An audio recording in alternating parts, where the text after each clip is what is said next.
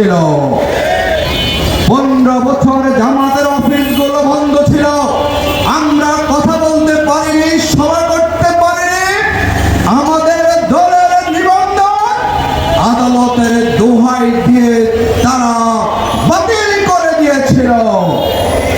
আপনারা জানেন জামাতের দাঁড়িপাল্লা